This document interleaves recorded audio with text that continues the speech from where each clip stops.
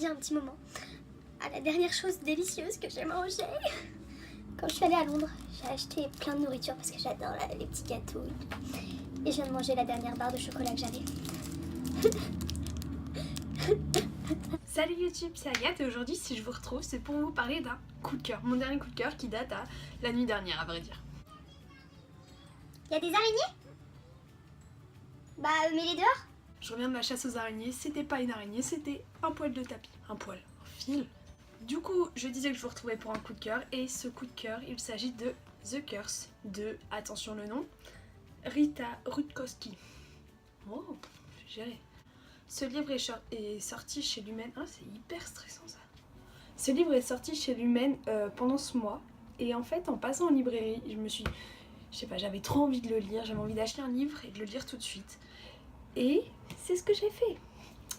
Et j'ai juste adoré ce livre. En plus, elle est super belle la couverture. Ils ont gardé la même couverture VO. Ils ont eu tout à fait raison. Dans ce livre, on va suivre l'histoire de Kestrel. C'est hyper bizarre comme prénom. On va suivre l'histoire de Kestrel. Je vais pas y arriver. The Curse, c'est un roman qui m'a énormément fait penser à Une braise sous la cendre de Sabaa Tahir.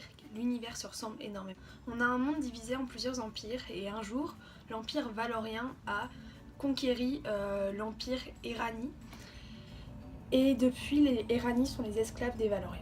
L'histoire de Kestrel, qui est la fille d'un général valorien qui a toujours été entre guillemets couvée. Elle a des esclaves pour tout lui faire. J'arrive pas à parler aujourd'hui, je galère. J'avais trop envie de prendre ma caméra pour vous parler de ça et enfin ma caméra, mon petit téléphone. Pour les jeunes qui vivent dans ce monde-là, on a deux choix. Soit on va s'enrôler dans l'armée, soit pour les jeunes filles, je parle, il faut qu'on se marie avant nos 21 ans. Peut-être que les garçons c'est pareil, je sais plus.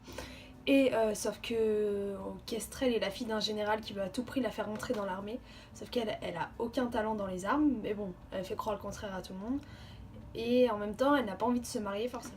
Bon, j'avais oublié l'élément le plus important que je préfère dans ce livre. Du coup, je reprends vite fait ma caméra, j'étais en train de monter, je me suis dit, mais j'ai oublié de dire ça, c'est le plus important. C'est qu'en fait, dans ce livre, je disais que, juste avant, là, normalement, je vais l'insérer au bon moment, Kestrel, elle a pas envie, elle est nulle dans les armes, mais elle a une intelligence, mais genre juste géniale.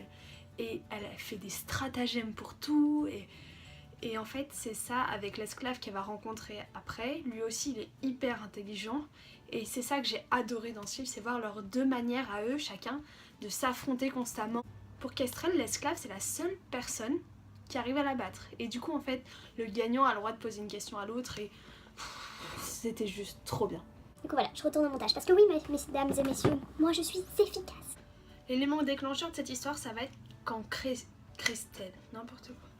Un jour, Kestrel va se rendre au marché avec une copine à elle et elles vont se perdre un peu dans les dédales et vont arriver dans l'espèce d'arène où on vend les esclaves.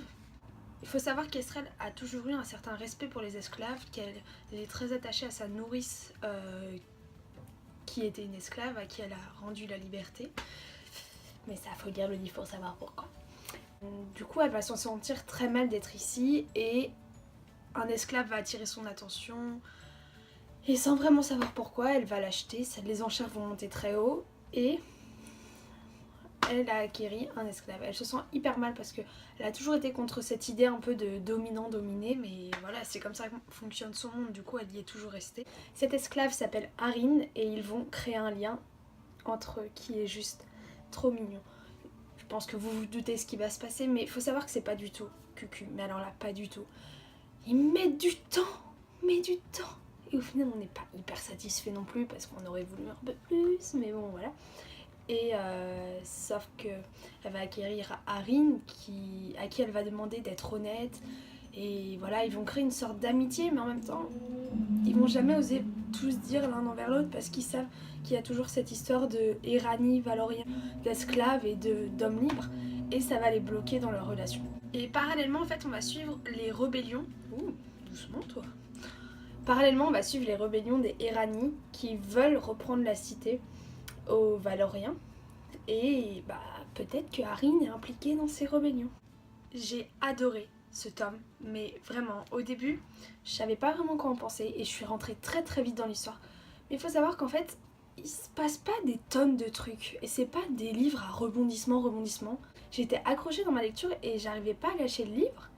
Et j'ai mis 1 semaine à le lire, mais j'aurais mis... Si j'avais pas eu mon TPE, si j'avais pas eu tous les devoirs que je devais faire, il était fini en 2 jours. Sachant que hier soir, j'ai fini enfin mon TPE. J'ai enfin fini mon TPE et du coup je me suis mise dans mon lit, j'ai lu, puis moi je me suis dit, je commence à être fatiguée un peu, puis je me dis, il me reste 20 pages, c'est bon. Je regarde l'heure, il était 4h du matin, j'ai même pas vu les heures passer tellement j'aimais ce livre, j'étais à fond dedans. Et je suis trop contente de l'avoir lu, je suis tellement contente de pas m'être retenue, de pas avoir attendu, de le trouver en occasion et tout, et franchement je le regrette pas, je vous le conseille à tous. Bon, ça me stresse ça depuis le début de la vidéo. De toute façon, dans mes livres, on trouve toujours plein de trucs. C'est un masque que ma soeur m'a fait. Voilà, il s'appelle Juliette, que vous ne saviez pas. Et c'est étonnant, il n'y a que ça là. Ah, il y a un autre truc. Ah, vous voulez 10% de réduction dans une boutique vintage? C'est vous qui voyez, hein. Du coup voilà pour mon avis sur The Cup qui a été un gros coup de cœur, j'espère que vous le lirez aussi. Je serai super contente d'échanger avec vous à propos de ce livre ou à propos de vos lectures en ce moment. Sur ce, je vous fais plein de gros bisous. En attendant la prochaine vidéo, je vous dis ciao ciao.